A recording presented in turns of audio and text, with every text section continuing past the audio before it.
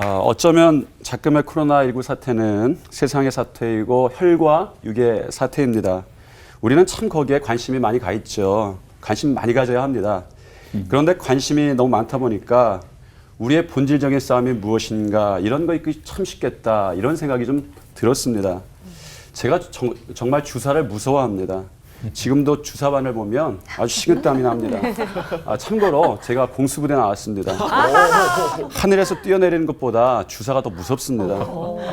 제가 초등학교 5학년 때 참 신기한 것이 있었습니다. 제가 다니던 교회에 이비인후과 장로님이 계셨어요.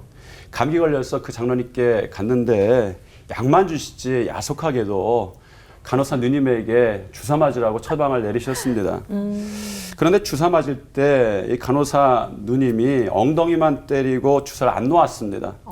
나중에 와서 왜 바지 안 입고 있냐 그러셔서 주사 아직 안 나서 기다리고 있다 그랬더니 주사를 벌써 놨답니다. 엉덩이 때리면서 신경을 분산시키고 주사를 놨다는 것이죠. 아주 깜짝 같았습니다. 요즘 제 주변의 사람들 최고 관심이 코로나입니다. 누구는 이 현 상황이 말세의 상황이다 그렇게 이야기도 하시는 분이 있습니다. 질병과 지진과 이 기근과 환란이 항상 말세의 표적으로 여겨져 왔기 때문이죠. 코로나19 사태가 말세의 표적인지는 잘 모르겠으나 한 가지 분명한 것은 저와 여러분이 많은 관심이 거기에 쏠려 있다는 것입니다.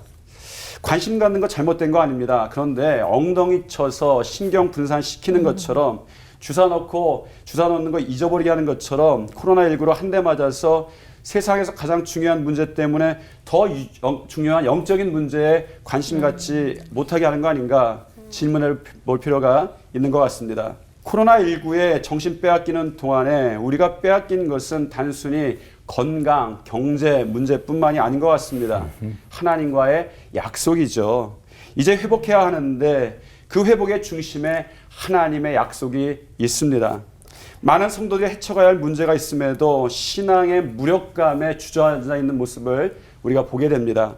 그것은 사실 하나님의 약속에 대한 무력감이다 이렇게 이야기해도 될 것 같습니다. 해결될까? 가능할까? 이루어질까? 이런 것들, 이런 의심이 우리 안에 있죠.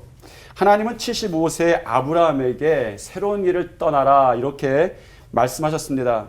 하다못해 옷 모양이 변해도 그 변화가 굉장히 어색한 것이 인간의 본성입니다.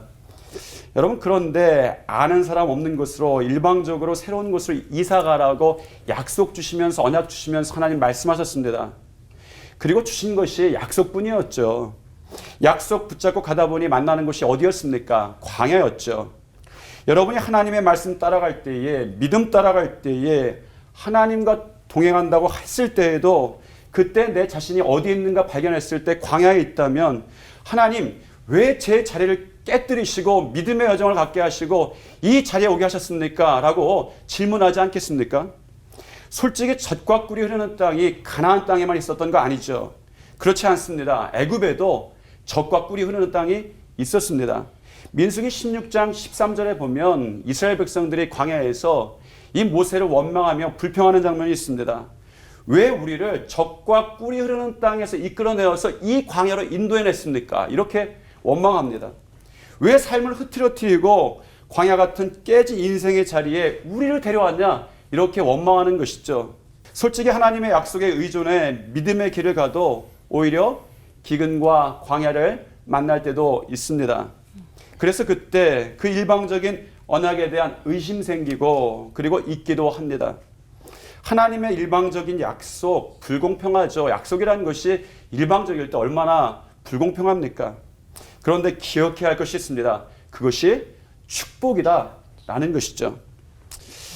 저도 어렸을 때 저희 아이들과 약속 참 많이 했습니다. 사실은 그 약속 나 좋으라고 한 약속 하나도 없습니다.